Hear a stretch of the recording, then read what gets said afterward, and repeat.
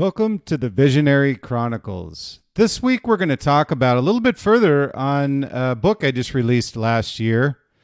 Was blessed to have an Amazon bestseller as a reader's favorite award winner, top marketing book for 2022. So it's from the Visionary brand, the success formula behind the world's most visionary brands.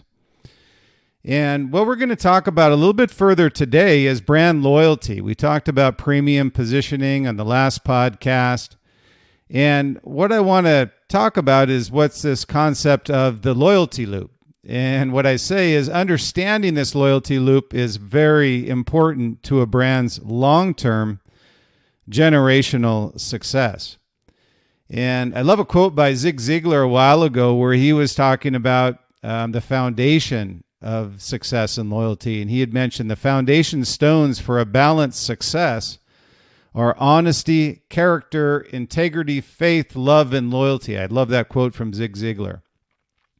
So in brand loyalty, this loyalty loop that we talk about is extremely important, especially when you look at where we're at today with e-com business, D2C business taking over the bulk of how brands are selling their product today. It used to be predominantly through retailers, and they were what I call beholden to these retailers to build the lifestyle experience of their product they were intending to have as a marketing machine or as a brand. So what we look at with the loyalty loop is, brands that understand the value, let's say, of a customer and how to provide what I say value beyond selling product are the ones that become generational, not transactional. Now, that's a very key point we'll talk about today in the podcast is the difference between being generational and providing a lifestyle experience versus being transactional. And what you'll find with premium brands is they build a lifestyle experience, and they're not transactional. For the most part, all commodity brands are transactional. They have the lowest price point. Their point of difference, more often than not, is really just price point. It's not performance. It's not anything to do with the product. It's effectively many times either a knockoff of a premium product or it's just something that's sold at a lower price point with similar functional or performance characteristics. And I say similar, but not the same. And the reason for the lower price point is that they don't market. They're not a brand. So the loyalty there is very difficult for them to achieve. So when we look at this loyalty loop, first, an authentic strategy is very important around how you'll provide value consistently and genuinely is vital to building loyalty with your community. And I say these two words by design. Consistency means that you're doing it over and over again. You've established a vision for your brand of who you want to be, how you're going to do it, and where you're going to sell your products, and how you're going to engage with your community to build loyalty beyond selling your product. So you notice I didn't say customer, but community. And we want this to be a community loyal to your brand and your products.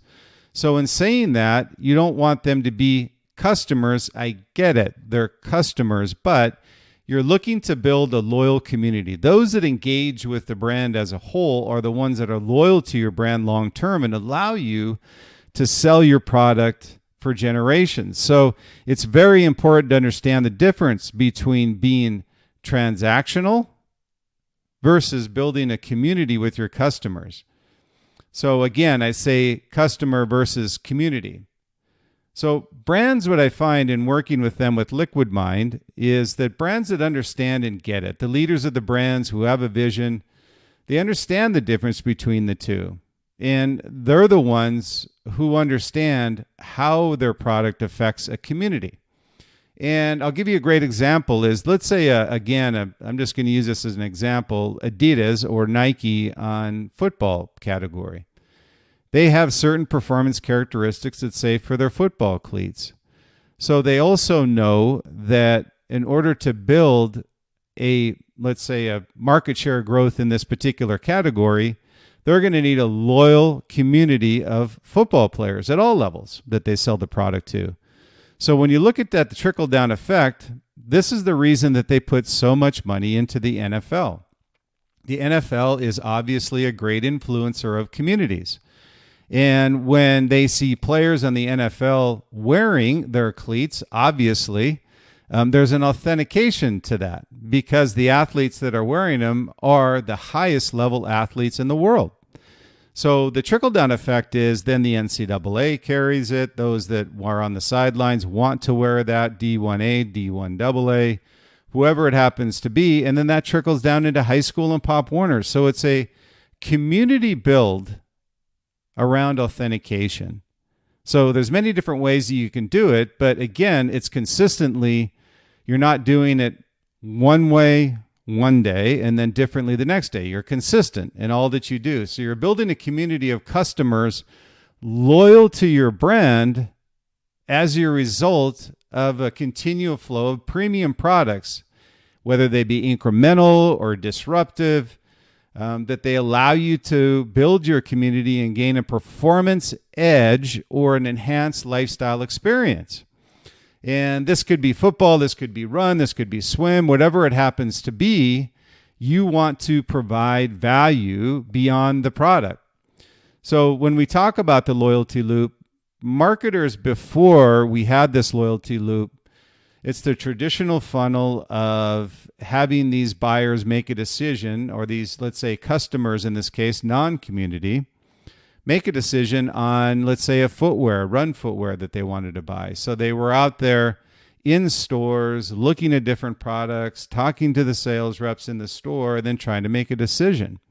And once they've made the decision, they then purchase the product, and the retailer then moves on to the next customer without any back-end loyalty post-purchase. So that's all completely changed and flipped on its head. And the challenge that we've always had as brands, when I was with the brands of Oakley, K-Swiss, and TaylorMade, and Adidas, the challenge that we always had with the retail end of the business is that we had a certain way that we were marketing the brand. And this was a challenge when we were working with retailers because there wasn't always alignment with how we want the brand represented in the store. And I'm sure many of you have seen it, that a premium brand isn't always necessarily merchandised as a premium brand. So that was always a challenge. And the other challenge that we had is the transaction that I just talked about, is a customer would purchase our product and we get it, that the retailer then would need to engage with that customer post-purchase, AKA loyalty loop. Well, that didn't happen until brands, what I call, controlled our destiny. And this is what I talk about with brands and leaders of companies through Liquid Mind all the time, is that I said you can now control your own destiny. You don't necessarily need to lean on retailers to sell your product. Yes, marketing spend will be significantly more, but you have a higher gross margin in order to absorb that marketing spend. So when you look at brands that have built their generational success, the foundation for that going forward, let's say, is going to be in your ability for customers to be loyal. Another word for this too also is customer lifetime value. If you have a transactional customer that spends $100 with you every year versus a customer that rotates through your products, committed to your brand, and is loyal to your brand because of how you engage, it could be 3-4 times that amount. So make a choice of how you want to do it, and why I say it's so important to understand this loyalty loop. And as I previously mentioned before, a great example of this was Ralph Lauren. Is that where he said, we are selling a lifestyle, not a product. And this rings so true today, is that brands that are premium, brands that have built a community of loyal customers, this is so true that they are selling an experience. They're not selling a product. Everybody's got footwear. Adidas has it, Skechers has it, Nike has it, Reebok has it. So when you look at finding your point of difference, yes, performance is important, but it's even more important for you to position your brand as a brand. And I talk about that as well through the visionary brand, is that you, just because you say you're a brand doesn't mean you are a brand. You have to have a vision. You have to have a strategy around how you're going to build yourself as a brand. And this takes a very long time. The brands I'm talking about are generational for a reason, but you could probably count on your right hand on footwear and apparel companies how many are truly generational. Think about that. You know, generations ago, how many footwear and apparel brands were there? You know, maybe several hundred. And it just goes to prove, even if you are big, doesn't mean you're not subject to failure. You truly are if you don't have a correct strategy, you don't stick to your vision, and you don't adapt to the market. And one of those big adaptations that people are doing the last, even pre-COVID, COVID just happened to expedite it, was that they never had D2C business to worry about. They were always loyal to their retailer, but by design now through COVID, you had to switch and adapt to this D2C market. So again, before this D2C e-com, brands were beholden to retailers to provide what we call this ultimate lifestyle experience you were hoping your community would be loyal to over generations.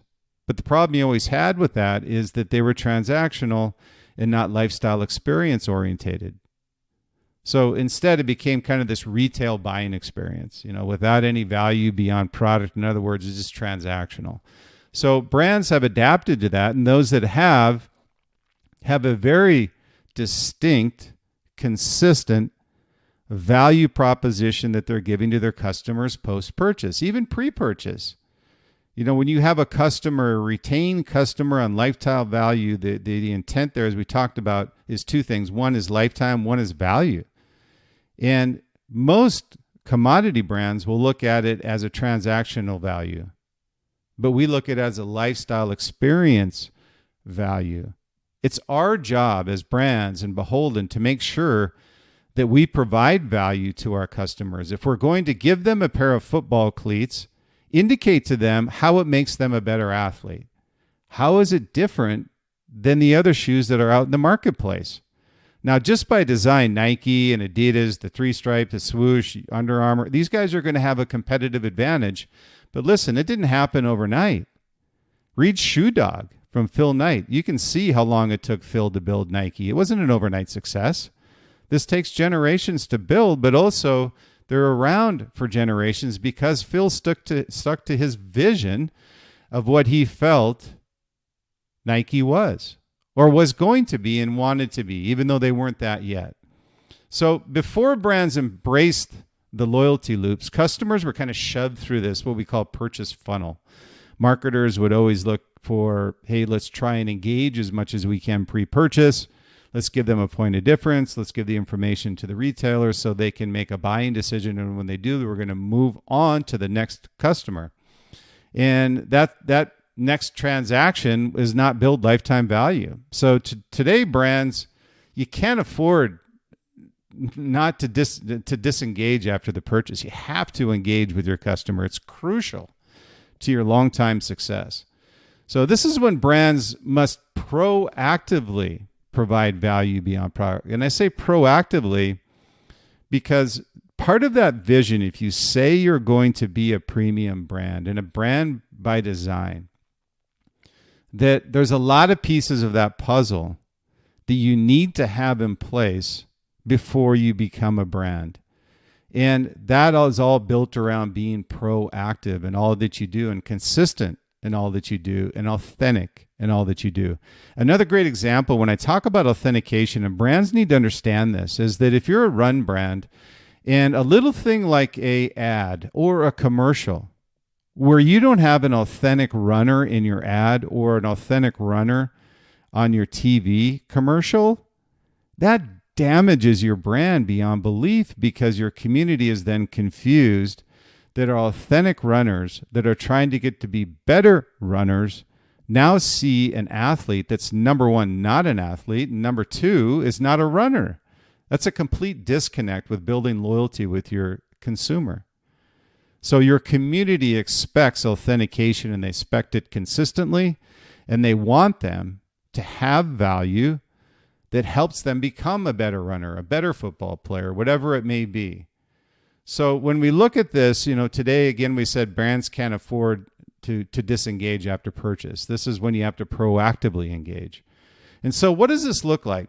And when we said with the loyalty loop, there's really three principal components to the loyalty loop, which occurs post-purchase. And it also occurs as kind of this cycle post-purchase when I say after purchase, and then the cycle regenerates itself again. You're continuing to engage, providing value. So really it's three simplistic things, but very complicated when you look at how to execute it in the marketplace. One is enjoy the product. When I say enjoy, that's the key word there, is enjoy the product.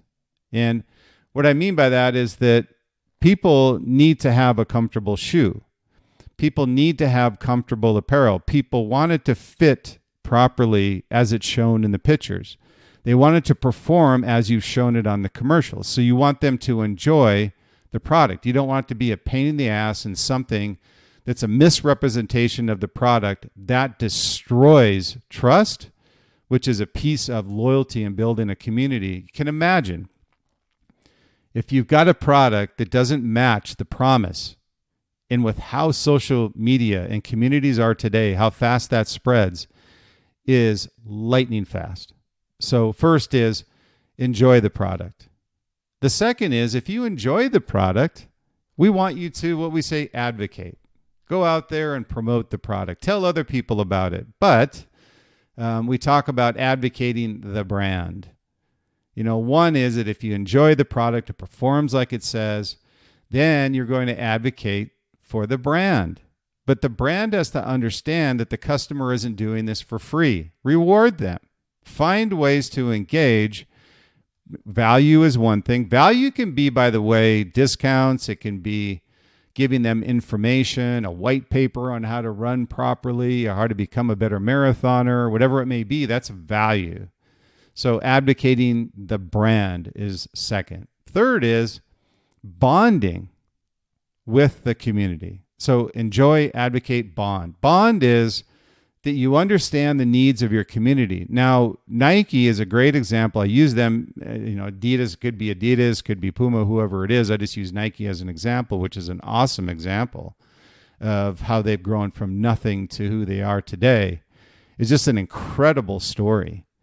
And so when you look at engaging or bonding with the community, it's really runners, football players, basketball players, whatever it is, your category of product, and bonding with those within that category on how to become a better basketball player. It could have nothing to do with your products. As a matter of fact, that makes you even more authentic if you're providing a basketball player information on how to become a better free throw shooter. It has nothing to do with the product, but it's value beyond product.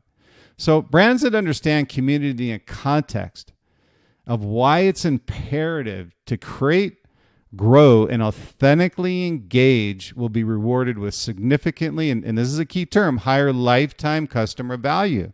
It's just a fact that that's going to happen. So it's a fact you can provide value to your community that will allow them to become a better runner, a better swimmer, a better triathlete, a better football player, or any sport. Walking, where improvement makes you more competitive. This is a key to a brand success. Everybody wants to become a better swimmer, a better athlete, whatever it may be. So when you look at that, you want to make sure that you're authentic. And bonding with your community is just that. It's out there working with your community, providing value to them. It could be even where you have a coach and maybe you've got an event where you're going to provide that coaching free of charge to your community. That's just part of the process in building and bonding. So anything you can do to make your customer a better athlete and also better at whatever they bought your product to do. Again, it could be walking, it could be badminton, it could be anything. So, and guess what? This additional value has nothing to do with the product for the most part. You already sold your product, but how are you going to build a loyal community? And again, we talk about enjoying the product, advocating the brand, and then bonding with your community. And, it has to do with providing support to use the product effectively with no ulterior motive, meaning that you're not consistently bombarding them with emails, buy our product, buy our product. It should be something that if they're loyal enough that they will buy your product, that they will want to purchase your product. So as a brand, don't be so short-sighted that you lose your community to gain customer lifetime value versus a transactional customer. So you want that lifetime value, but you want to earn it through the loyalty loop. So enjoy the product, advocate for the brand, and bond with your community. Provide value beyond product. Think of all the things that you can do as a brand to provide value to your customer. That will also build trust, and it will build loyalty. And become community focused versus transactional, and authentic in everything you do, and you will succeed. So as I always say, stay true, stay authentic, be different, and be great, and enjoy your journey. Welcome to the Visionary Chronicles. I look forward to our next podcast.